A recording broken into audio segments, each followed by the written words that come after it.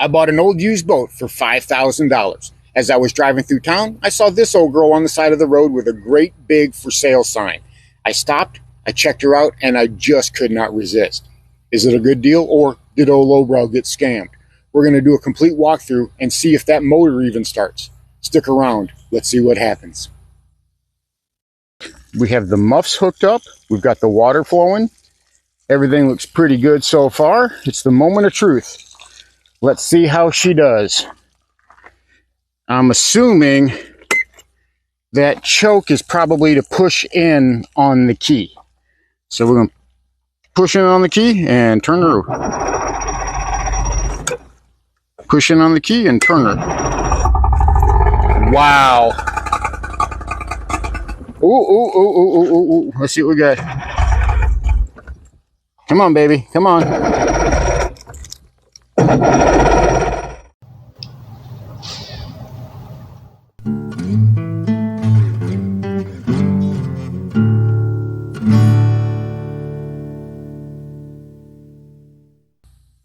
Welcome back to Lowbrow Fishing, and I finally bought a boat. That was the goal of this channel from day one, was to be able to go out and buy a used bass boat, and we finally did that. This is going to take my channel into an entirely new level. Now, I bought this boat because this is the type of boat that many of us would buy. It's an old used bass boat. This is the only thing that we could afford. You've got to make the most of what you can get. She's only 17 feet long. It's a 1992 Nitro 170, and that makes this boat well over 30 years old. But she's in great condition, so I decided I was going to take the risk. Let's do a complete walkover of this boat. Let's check her inside and out. These are things I have not done yet, so we're going to do these all together. And we're going to try to fire up that motor just to see if that motor will even run. So let's get to it. All right, well, here she is, kids. This is the brand new lowbrow boat. Well, not brand new, not by any stretch of the imagination. A 1992 Nitro 170. Manufacturing date of April 1992. Let's give her a walkover real quick. I haven't had a chance to dig into anything. I've been waiting to do all of that. Obviously, those are not the original chairs. These are those cheap chairs you buy at Academy or Walmart. I know the Humminbird unit there does not work. The man who sold it to me, Mr. Rick, he told me that did not work. The radio, which obviously doesn't work. There's the throttle. And here we have the Evinrude 60 horsepower. This is a two-stroke old school Evinrude. They haven't made Evinrudes in a while. It's got an aluminum prop on it. That's going to get changed out. I will put a stainless prop on this. I am known as a cheapskate, but when it comes to spending money where it needs to be spent, I'm 100% going to spend a stainless steel prop. That has to be done. Now, I'm going to keep that as a spare because you always need a spare prop in your boat. It doesn't have the straps. It doesn't have the tie downs. This side over here is bent, so I have to fix that. This old transducer, so that went to the console. That's coming off of there. Obviously, I'm going to take that off of there. It's missing the drain plug, trailer lights. I mean, you can see I've got to put trailer lights on it. I've got to get it registered so it can have a license plate. That battery is for the little plastic boat, for the trolling motor on the little plastic boat. I want to hook it up just to see if that trolling motor there works. We've got a trolling motor that came with it, an old motor guide. What is that? Magnum 752V. I don't know if you can see that. 52 pounds of thrust. I mean, look at that ancient pedal. I don't know anything about this. It's old. It's got a transducer on the bottom of it too. That's all popped apart and broken. We're going to take a look at everything up front. I'm replacing this, obviously. I got to replace that. Look at that. There's no way in the world I'm going to trust that. The trailer has been painted. It is not new. It has been painted.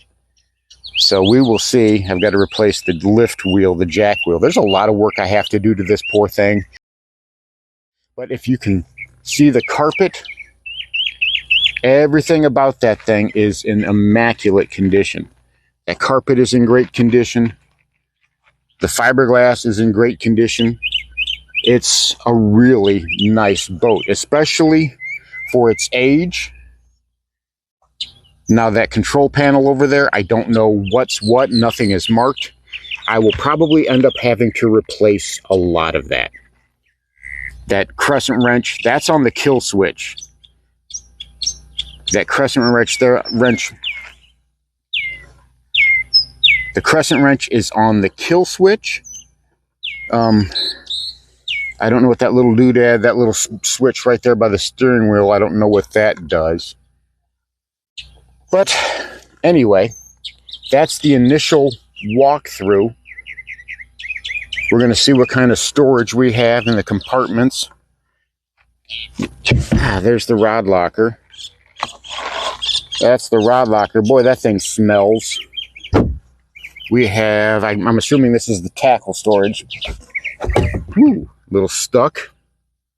Not very big. Not very big. Now, my goal one day is to fill all of this out.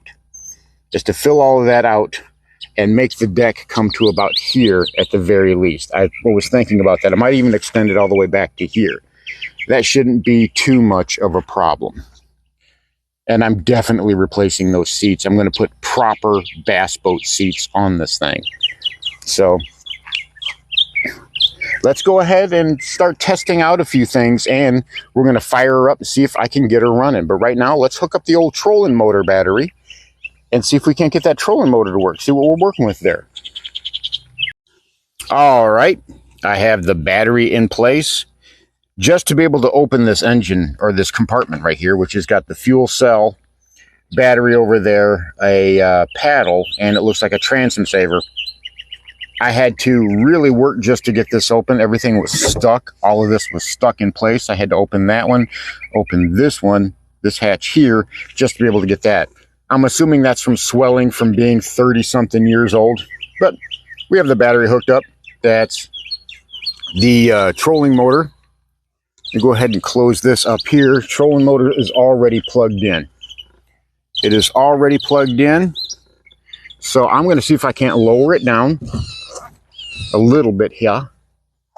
Just a little bit. There we go. Nice and slow. Let's go ahead and turn this thing on. Which one? Uh-oh. I heard something. I heard something. What do we got?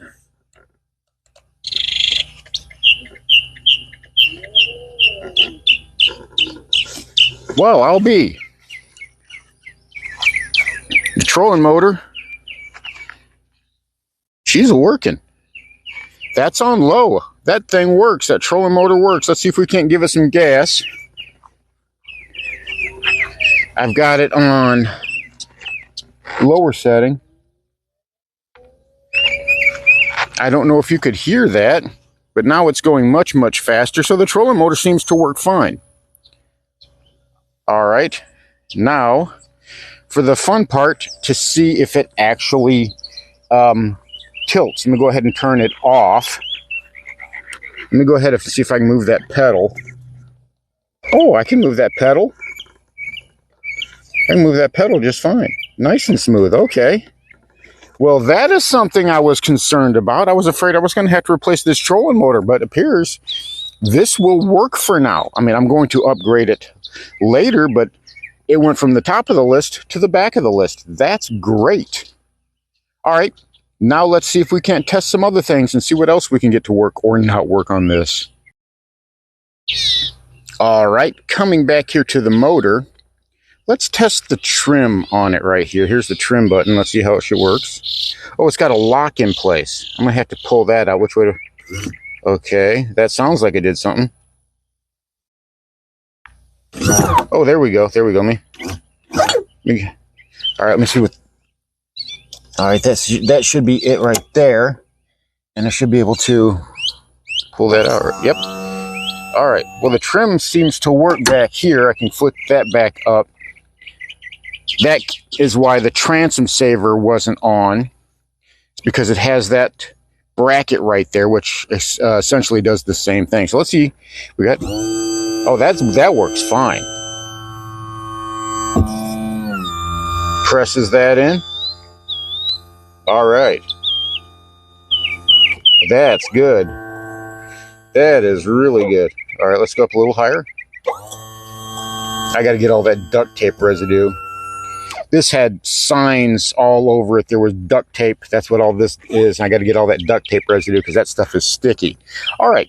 Well, that works from back here. Let's jump up to there, actually hop on the boat a little bit and see what works and doesn't work in that area. When we get all that checked out, I'm going to do the thing that I've been waiting to do, and that is see if I can get this thing to start. I have not even started this motor yet.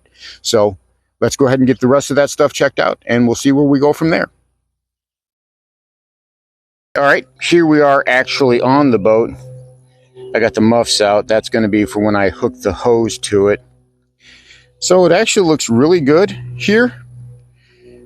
Everything is in place. Like I said, the condition of the boat, especially considering how old it is in great condition. So let's sit here. This is going to be my view. It's got the simple gauges, just the tack and the fuel gauge. I don't know if any of that works. Let me see. All right. Let me see what I got here.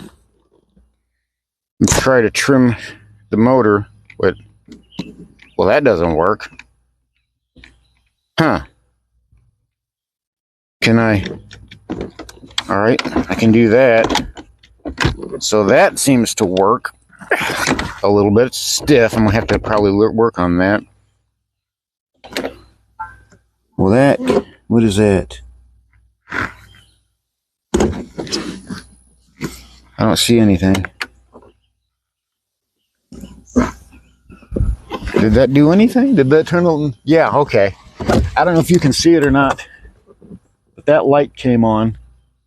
So that's got to be the lights right there. That's got to be the light switch. I'm assuming one of these is for the pump. I don't hear anything.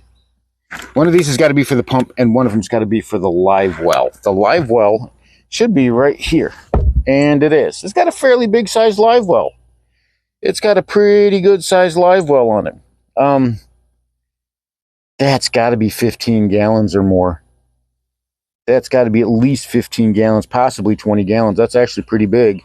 I mean, it's almost the length of, it's past the length of my forearm long. It's, as far as depth is, it comes past my elbow with my hand extended. So that's actually a pretty deep live well. I don't know if that motor works, the aerator works or not. We're going to give her just a little test, see if we have any type of ignition. Ooh. Ooh, ooh, ooh, ooh. So the starter works, the battery works. These switches here, I don't know about right now. I don't know about those switches. The wiring has got to be redone. Look at that mess. What is this? What is this here? That goes to that switch. What is this? Are you kidding me? Well, the trim on this doesn't work, so it looks like somebody moved it here because that's got the trim.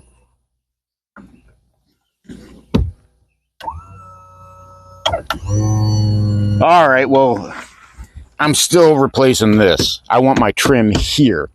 That way, whenever I'm throttling out, trying to get the boat on plane, I can just do it like a normal person. But that doesn't do anything. I'm going to have to replace that. I don't know. We'll see how much of that I actually have to replace. I'm going to have to replace that as well. I do not want a crescent wrench on there. It shows I have a half tank of gas. I don't know how accurate that is. But I mean, that's pretty much the walkthrough of the boat. This is Lowbrow's new water ride. Let's go ahead and see if we can't get her fired up. Let's go ahead and see if we can't get her running, and we'll go from there. So as expected, not everything is perfect. There are some switches I need to replace, and there are some little doodads here and there that I'm going to need to fix. But given the age of the boat, I'm very much impressed. But it doesn't mean a single thing if that motor doesn't fire up. If that old Evinrude 2-stroke 60 horse doesn't fire up, well, then all of this is for naught. So let's go ahead, let's put the hose on her, let's put the muffs on her, and let's see if we can get that old beast to fire up. We have the muffs hooked up, we've got the water flowing, everything looks pretty good so far. It's the moment of truth.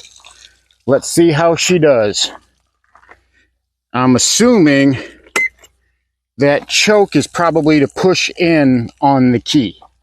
So we're going to push in on the key and turn her. Push in on the key and turn her. Wow.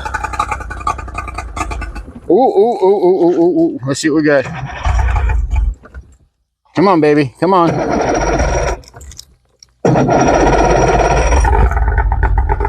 All right. Is she gonna pee? I may have. Oh, there we go. There we go. Come on, you can do it. You can do it. You can do it. Come on.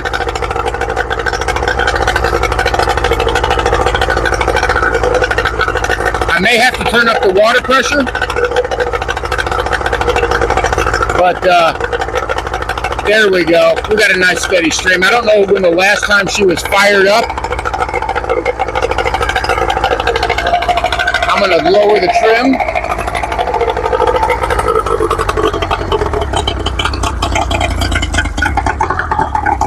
Don't die on me. It's running. It's smoking like crazy. Who knows the last time this old road been fired up?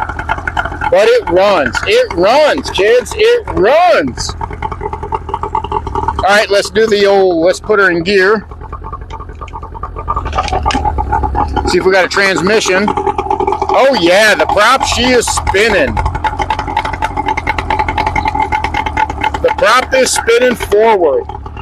Tachometer is showing right at 1500. Let's give her a little bit more juice.